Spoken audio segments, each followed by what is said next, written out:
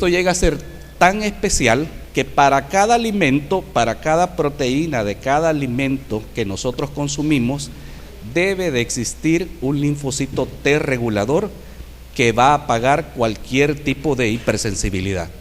Ese es el truco, ¿eh? Entonces, ¿en qué decanta finalmente la acción del T regulador? En la síntesis de estos anticuerpos, que son IgG4. Entonces, cuando ustedes cuantifican una IgG específica a un alimento y le sale positiva, lo único que están haciendo es averiguando el historial alimentario de ese paciente, no más. Y eso lo vamos a platicar un poquito más adelante.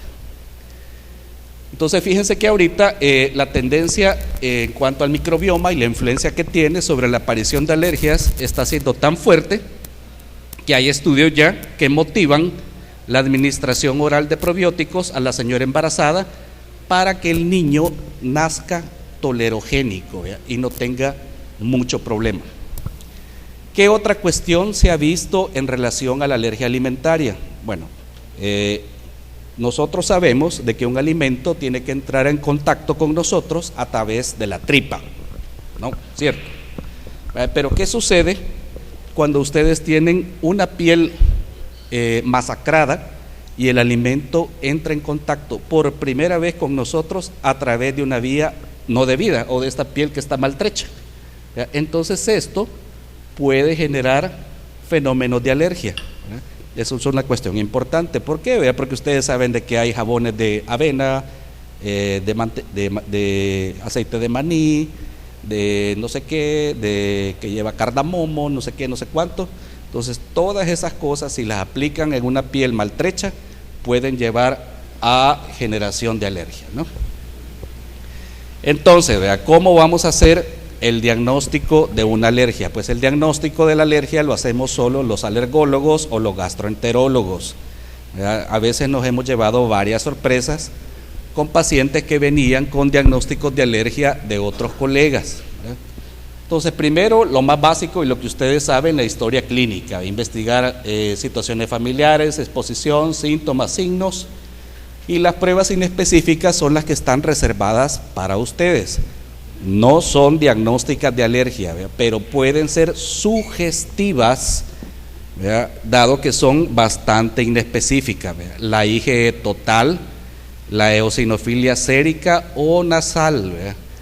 Y las pruebas específicas son las que nos reservamos nosotros, alergólogos y gastros, y que son básicamente la IgE específica y el reto alimentario. El reto alimentario es que lo sentamos en una sillita y le decimos, vaya, se va a comer. El reto idealmente tiene que hacerse doble ciego, randomizado, o sea que ni él sabe lo que está comiendo, ni yo tampoco. Entonces le decimos, vaya, te vas a echar esta capsulita, vamos a ver qué te pasa.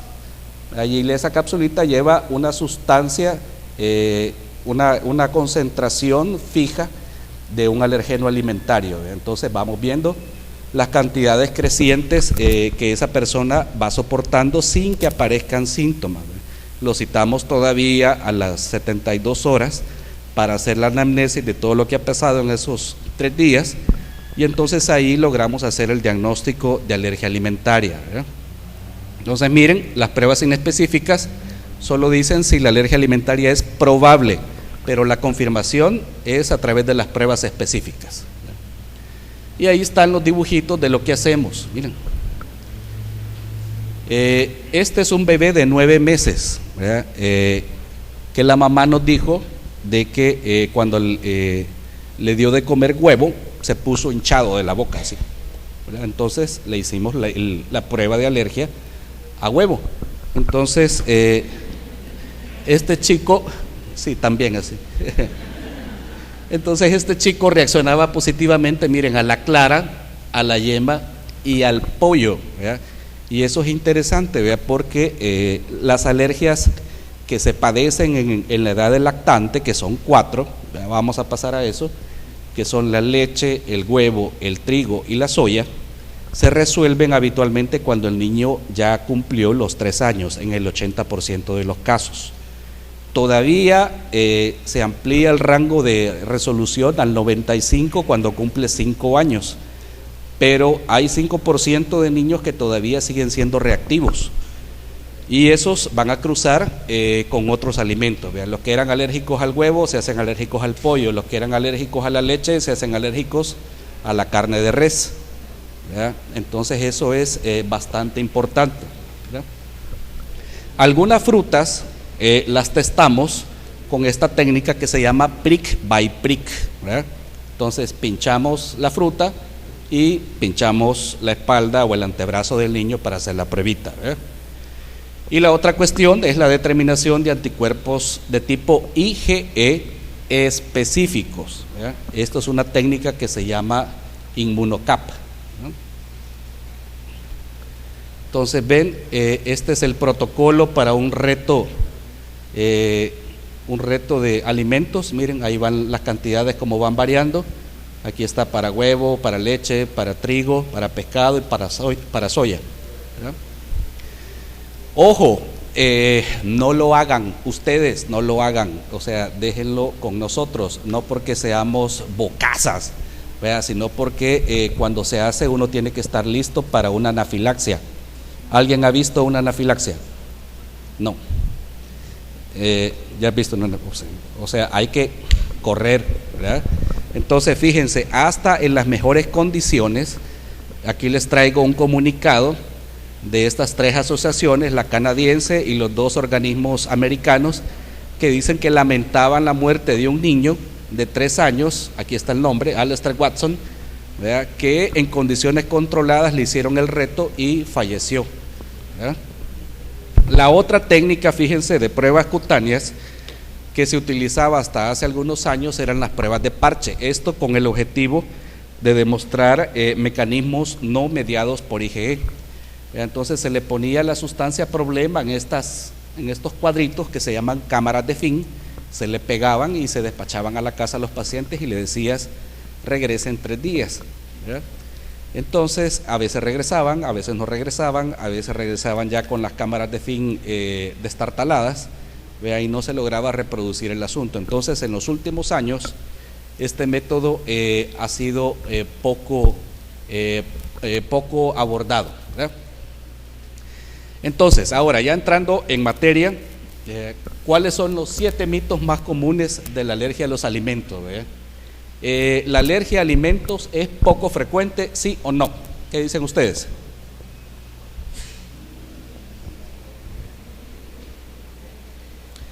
Vaya, vamos a hablar de América Latina en particular. En América Latina no hay datos, en El Salvador menos. El único estudio que hay es en Brasil. Y decía que en estos el 97% de casos de diagnóstico de alergia alimentaria se había hecho solo con la historia clínica. Entonces ya vimos que no es como debe de hacerse, ¿verdad? Pero en términos mundiales la alergia alimentaria en niños ronda el 7 u 8% en los países donde es muy alto, ¿verdad? Y en adultos entre el 2 y el 3% razonablemente, ¿verdad? Que es lo que yo les decía al principio, ¿verdad? Esa es la cifra correcta. Puede aparecer a cualquier edad, ¿verdad? Puede aparecer a cualquier edad, puede ser un niño sano, un adolescente sano, y hasta en la vida adulta aparece el problema, ¿verdad? Segundo mito, ¿cualquier alimento o solo algunos? ¿Qué creen? Cualquiera, ¿verdad? Bueno, puede ser cualquiera. Pero lo interesante, están descritos, fíjense, más de 160 alimentos que pueden provocar alergia. Pero lo interesante es que estos 8 que ustedes están viendo en la pantalla provocan el 90% de reacciones alérgicas en todo el mundo. Y en niños, como les dije, vean, los importantes son la leche, el huevo, el trigo y la soya. Y en los escolares, adolescentes y adultos, los importantes son los pescados, los mariscos, el maní y las otras semillas que se comen secas, ¿verdad? Esto siempre lo pongo, ¿verdad? Porque existe aquí una resistencia cultural, diría yo, al consumo de carne de cerdo, ¿verdad? Y probablemente todos nosotros conocemos a una persona que dice: yo soy alérgico a la carne de cuche, ¿verdad? Y no es cierto, hay que comprobarlo, hay que hacer la comprobación respectiva, ¿verdad? Tercera cosa, no existe un estereotipo de reacción alérgica alimentaria, ¿verdad? No, en realidad no, puede ser variada, ¿verdad? Las reacciones por IgE pueden ser de tipo urticaria, con o sin angioedema, broncoespasmo, laringoespasmo, rinitis, diarrea, vómitos, anafilaxia, síndrome oral alérgico, dermatitis, o a veces coinciden con mastocitosis intestinal, ¿verdad?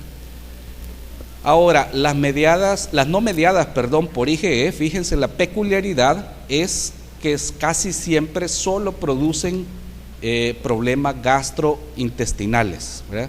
Las que producen problemas sistémicos habitualmente son las mediadas por IgE. Las no mediadas se reducen a estas tres entidades casi siempre: síndrome enterocolítico inducido por proteína, proctocolitis inducida por proteínas, enteropatía inducida por alimentos.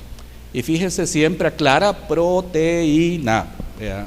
No grasas, no carbohidratos. Los mecanismos mixtos, que son mitad y mitad, ¿verdad? Son mediados por IgE y no mediados por IgE, son básicamente estas tres cosas, ¿verdad? Todas las enteritis eosinofílicas y la alergia a la proteína de la leche de vaca, ¿verdad? Las enteritis eosinofílicas, ahí le tenemos que pedir a Ivonne Merlos, vea, que le meta el endoscopio al chiquito, vea, que le tome una biopsia de la mucosa. Idealmente en la mucosa no hay eosinófilos, vea, pero cuando el patólogo ve la muestra y ve que hay más de 15 eosinófilos en la mucosa por campo de visión, entonces dice: esto es una esofagitis eosinofílica, ¿ve? Y lo mismo aplica para el asunto de la colitis eosinofílica. Ok, ¿qué otra cosa es importante que ustedes sepan? Fíjense que ahorita hay un tipo de alergia alimentaria, quizás la más estudiada de estas es la alergia al trigo. En estos pacientes con alergia a la gliadina, que es una proteína del trigo, se ha visto de que tiene que haber un factor desencadenante, ¿ve? Entonces, por ejemplo, aquí el doctor, Dios no lo quiera, pero en algún momento se convierte en alérgico al trigo, ¿verdad? Pero si come pan no le pasa nada, pero si come el pan, el mismo pan, ¿verdad? Y se va a hacer una charamusca en una cancha de fútbol rápido, puede iniciar anafilaxia, ¿ya? Y lo mismo pasa si el paciente se somete a altas temperaturas, toma sus drinks acompañantes o toma algún tipo de antiinflamatorio no esteroideo, ¿verdad? Entonces ahí sí se puede desencadenar el problema, y entonces en esos casos estos pacientes tienen que recibir entrenamiento para manejo prehospitalario de la anafilaxia, ¿verdad? Porque no pueden irse así nomás al hospital porque quizás ni tiempo les va a dar, entonces tienen que contar siempre con esto, ¿verdad? Que es un EpiPen.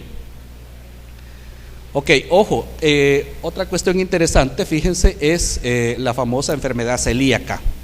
La enfermedad celíaca no es una alergia alimentaria, ¿verdad? Sino que es un tipo de hipersensibilidad de tipo 2, ¿verdad? Los anticuerpos contra la gliadina se confunden, ya no se pegan a la gliadina, sino que se pegan a ciertos determinantes antigénicos del enterocito, y entonces lo matan, activan complemento y se muere el enterocito, ¿verdad?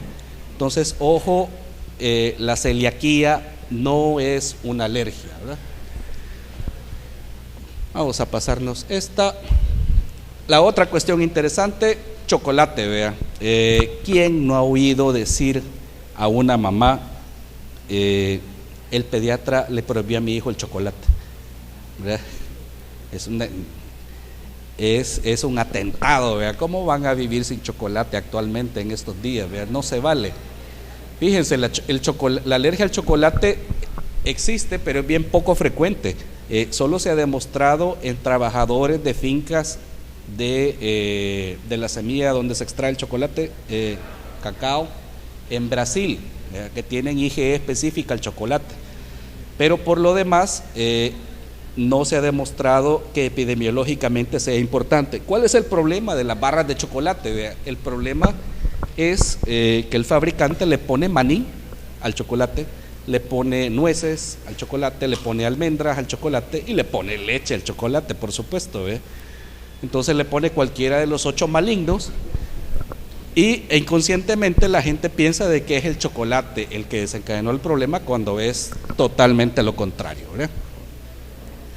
Los quesos, ¿ve? Los quesos viejos tienen abundante cantidad de tiramina, ¿ve? La tiramina es un precursor químico de la histamina.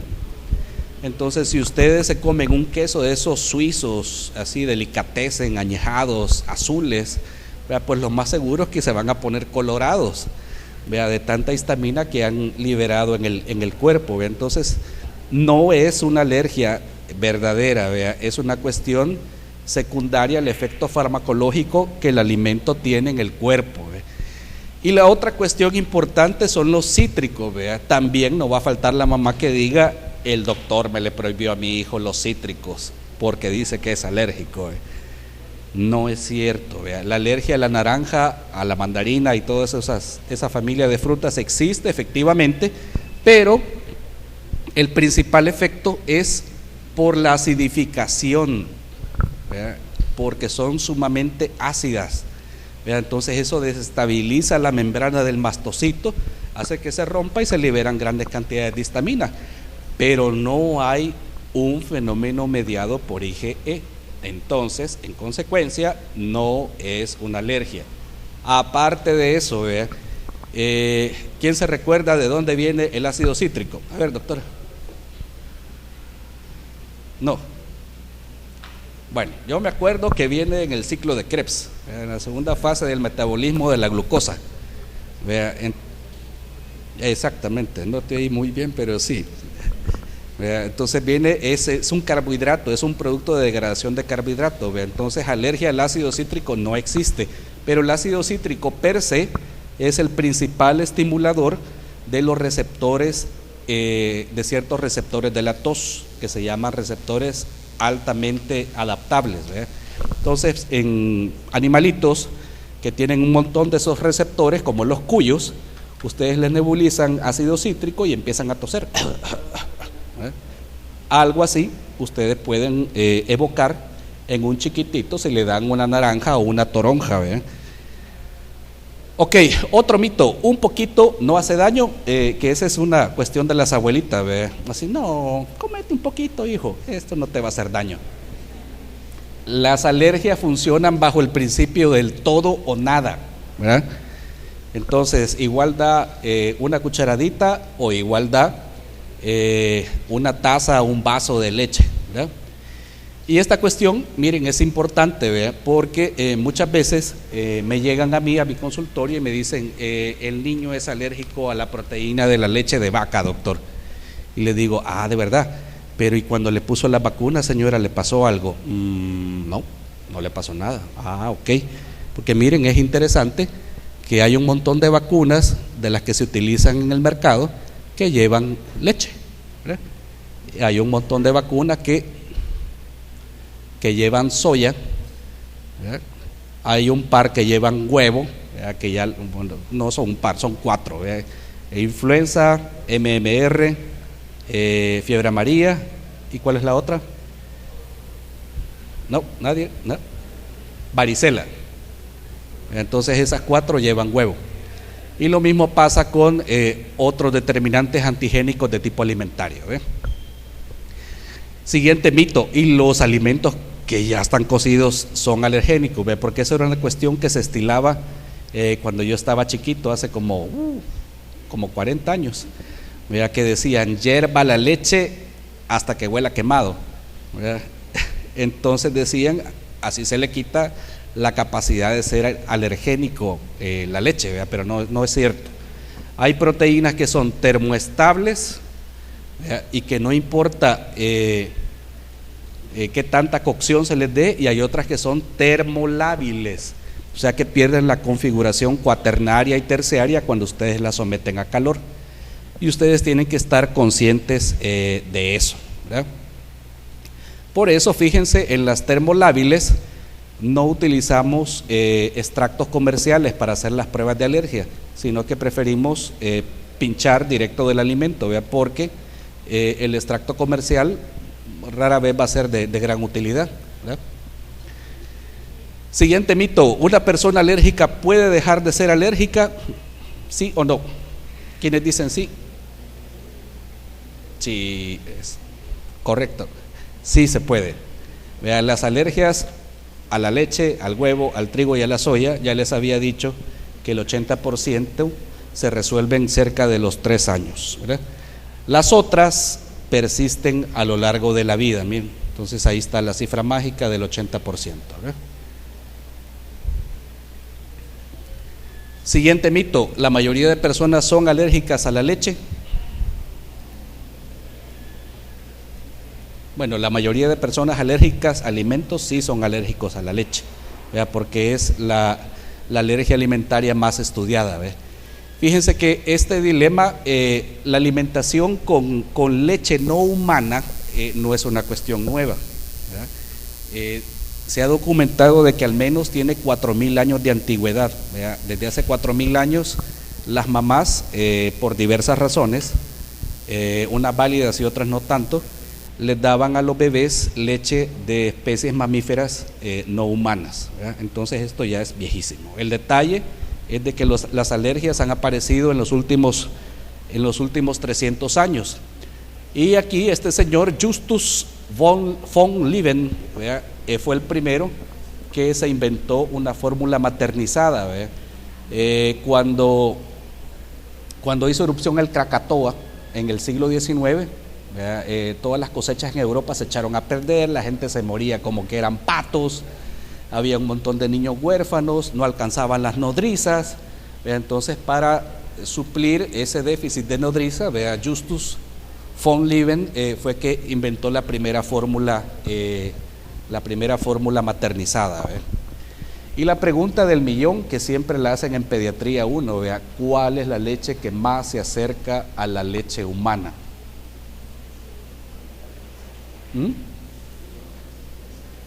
La de cebra,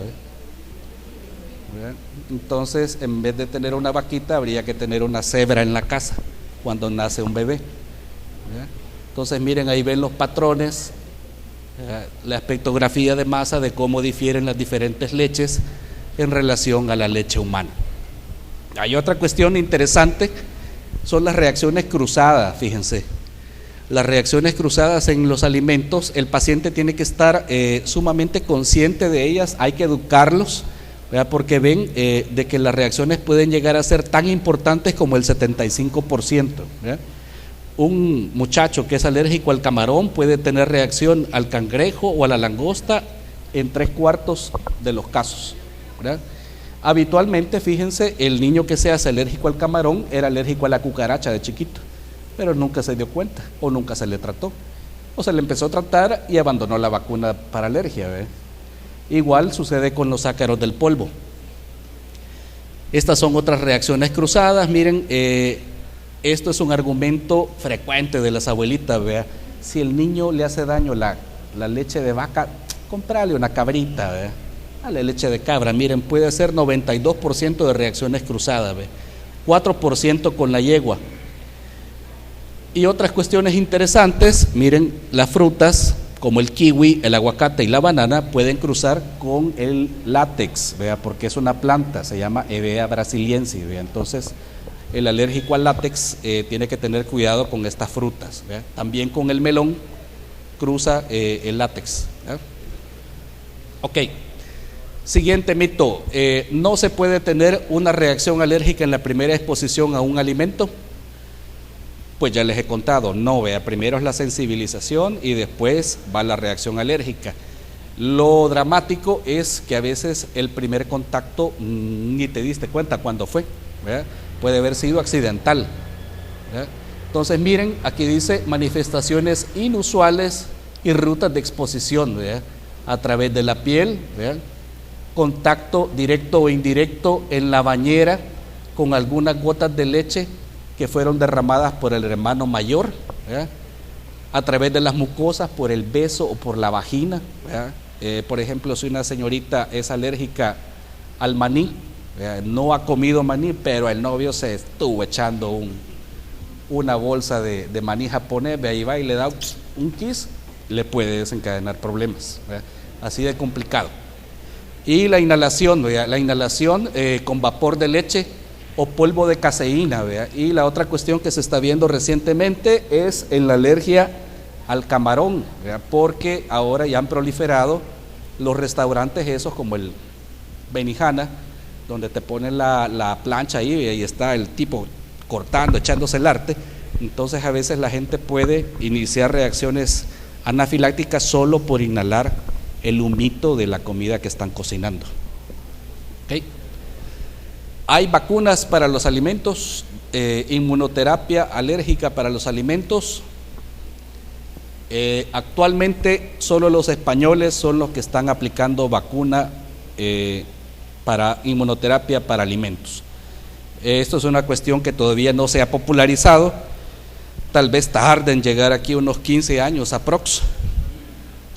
Y la otra cuestión que se está intentando, fíjense, es esta cuestión, ¿verdad? Dice, el cóctel adecuado de microbios puede prevenir o revertir las alergias alimentarias, ¿verdad? Entonces esto fue un estudio que agarraron 80 y pico de niños sanos sin alergia alimentaria y otros 80 con alergia alimentaria, les obtenían muestras fecales, ¿verdad? Y comenzaron a analizar cuál era el espectro del microbioma que vivía en el estómago de ellos. Y entonces comenzaron a ver de que habían algunas especies bacterianas que eran constantes en los sanos, ¿verdad? Agarraron ratones que les habían inducido alergia al huevo y les empezaron a dar esa horchata de cazampulga, ¿verdad? Tomadita, eso se llama trasplante fecal, doctor. Eso ya se hace desde hace como 50, 60 años por ahí.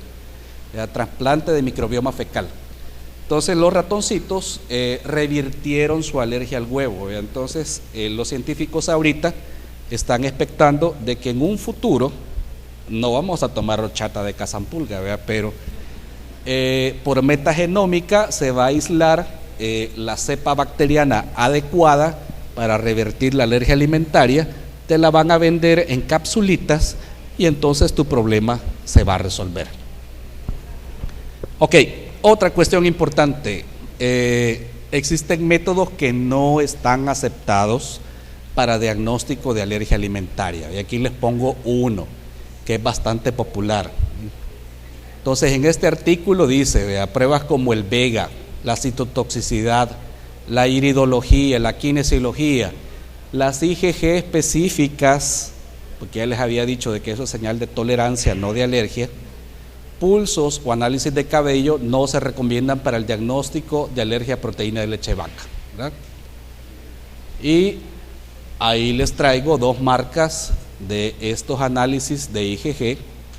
Esta ya ha aparecido aquí en el mercado salvadoreño, entonces necesito que ustedes lleven claro el concepto. Vea, en el inserto al menos de NutriSmart dice, vea, determinación de IgG4, ¿verdad? Entonces estamos determinando si el niño es tolerogénico o no, punto. Otro mito, para evitar que un niño se haga alérgico a un alimento, ¿ha de demorarse al máximo la introducción de los alimentos en la dieta? ¿Sí o no? ¿No? ¿Quién da más?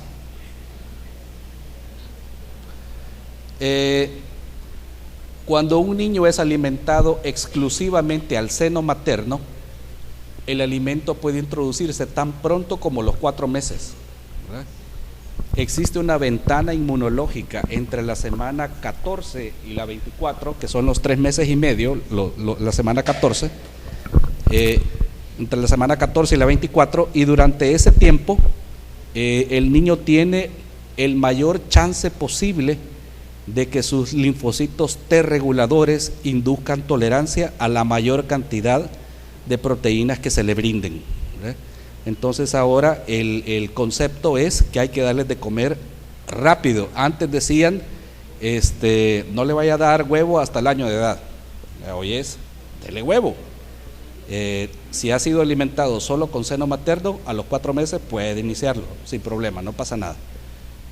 Así como el huevo o otro tipo de proteínas. Entonces, miren, ustedes ven, la lactación tardía era el concepto del siglo XX que inducía tolerancia, pero la lactación tardía en el siglo XXI ya se ha demostrado que lo que induce es sensibilización, ¿verdad? Y la lactación temprana es precisamente por esta ventana entre la semana 14 y la 24 de vida que va a inducir tolerancia. Bueno, eso es básicamente lo que les traía. Creo que me tardé un poquito más de la cuenta. Ahí están mis contactos. Cuando quieran, si necesitan apoyo científico, información o algo, me escriben con libertad. E invitarlos al Congreso de Pediatría.